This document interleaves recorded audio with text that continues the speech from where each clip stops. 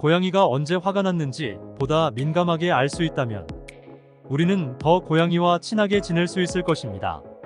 오늘은 고양이가 화났을 때 대처법을 소개해 드리려고 합니다.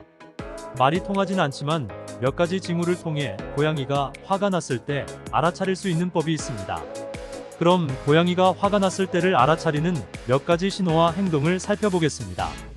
고양이가 화가 났을 때는 꼬리를 빠르게 흔들거나 털을 세우는 행동을 할 수 있습니다. 꼬리의 움직임은 고양이의 감정을 표현하는 중요한 신호입니다. 고양이가 화가 났을 때는 귀를 뒤로 젖히는 모습을 보일 수 있습니다. 이는 고양이가 경계하고 방어적인 자세를 취하고 있는 것을 나타낼 수 있습니다. 화가 난 고양이는 몸을 앞으로 젖혀놓거나 등을 볼록하게 세울 수 있습니다. 이는 고양이가 방어적인 자세를 취하고 있음을 나타내는 신호입니다. 또한 고함이나 날카로운 소리를 낼 수 있습니다. 울리는 소리나 긴장된 목소리 톤도 화를 표현하는 신호일 수 있습니다. 털을 곤두세우는 것도 대표적 특징입니다. 털 상태는 고양이의 감정을 나타내는 중요한 신호죠. 때로 화가 난 고양이는 사람이나 다른 동물로부터 피하려는 행동을 할 수 있습니다. 또 무뚝뚝하게 반응하거나 반대로 느닷없이 공격적인 행동을 할 수도 있습니다. 언급한 신호들을 관찰하면 고양이가 화가 난 상태임을 즉시 알아차릴 수 있을 것입니다. 그럼 어떻게 대처해야 할까요?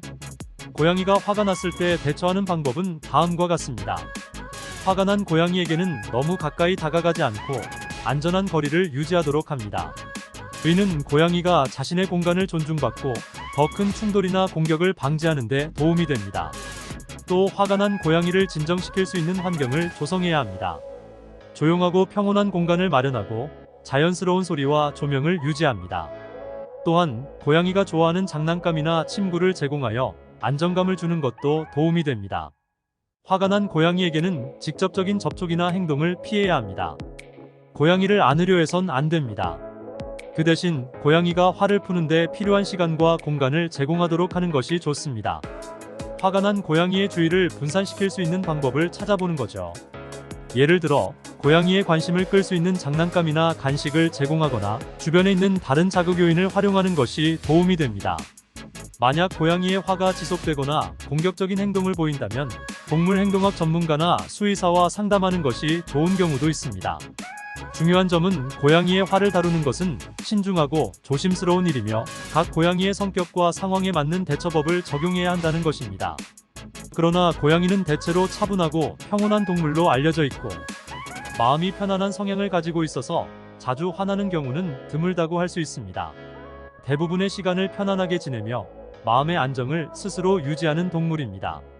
그럼에도 고양이가 자주 화를 내는 경우는 주로 다음과 같은 상황에서 발생할 수 있으니 유의하세요. 고양이의 기본적인 필요욕구인 음식, 물, 위생 등이 충족되지 않을 때와 공간의 침범이나 침입자에 대한 불안감을 느낄 때, 육체적인 통증이나 불편을 겪을 때, 자신의 공간이 침범될 때, 강력한 자극이나 과도한 소음, 혼잡한 환경 등 스트레스 요인이 증가할 때 발생할 수 있습니다. 고양이가 화를 내는 경우 그들은 주로 자신의 불안과 불편을 표현하거나 자신의 공간을 방어하려는 목적으로 행동합니다.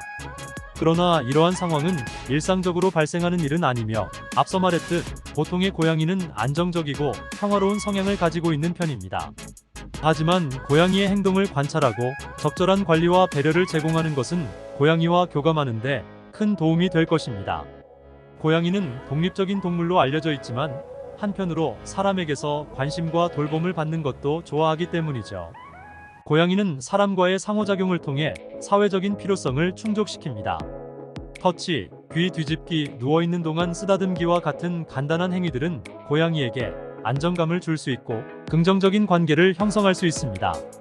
주인으로부터 정기적인 돌봄을 받는 것은 고양이의 신체적 건강에 도움을 줄 수 있습니다. 예를 들어 정기적인 그루밍은 털이 해짐을 방지하고 피부 건강을 유지하는 데 도움이 됩니다.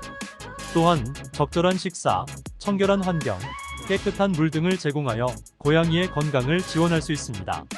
주인과의 상호작용을 통해 정서적 안정감을 얻을 수 있으며 사람과의 소통, 애정 표현, 플레이타임, 고양이를 위한 환경을 조성하는 것은 고양이가 행복하고 안락한 환경에서 성장할 수 있도록 도울 것입니다. 고양이는 개보다 독립적이지만 주인으로부터 보호와 관심을 받으면 더욱 친밀하게 지낼 수 있는 동물입니다. 고양이의 특성을 잘 알면 고양이와 보다 더 의미 있고 풍요로운 관계가 될 수 있습니다. 그럼 구독 부탁드립니다.